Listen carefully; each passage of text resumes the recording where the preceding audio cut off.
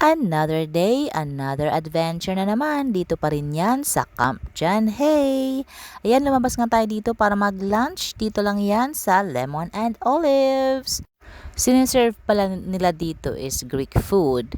So, meron din naman silang mga grilled like shrimp, mga seafood. Ayan, kung seafood lover ka, yan, swak din para sa'yo yan. At kung gusto mo naman subukan ang mga specialty nila, para naman maiba sa iyong panlasa, ay pwedeng-pwede naman. Tinadayo din pala ito ng mga bakasyonista, especially during summer and December, kasi before, nung bumisita kami dyan, lagi siyang puno. So, naghanap kami kung saan-saan kayo makakahanap. Yon. So, this time, swerte lang namin kasi pumunta kami dyan is weekdays na. So, ang lahat ng bakasyonista, lalo na nung Holy Week season, yun, nagsiuwian na rin. So, kung anong uwi nila, siya namang punta namin. Kaya, maluwag ang lahat. Maluwag ang restaurant, maluwag yung kalsada. Kaya, yung takbo namin, very smooth lang.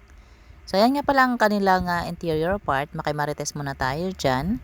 At meron din silang function room dun sa baba. Paano nga ba namin nalaman? Abay, syempre, nakimarites din naman tayo. Kasi panay akyat baba. So, tinanong natin kung anong meron doon. So, yun nga, nalaman natin na function room pala. So, habang tayo ay naghihintay ng ating order, kaya nag-ikot-ikot muna kami ng ate para naman iwas boryo habang naghihintay ng food. So, ayan na nga, dumating na rin sa wakas ang ating in-order na food. Ayan ang kay Bunso, dahil in-orderan ko siya ng ahead of time para naman ma-serve at mapakain siya ng maaga. So, yan naman ang aming order, mixture of lamb chops, pork, and chicken.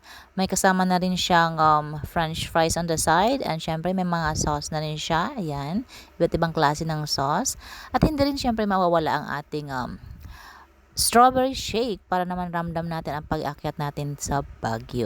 Fresh na fresh kasi siya, kaya masarap talaga siyang inumin, lalo na sa mainit na panahon.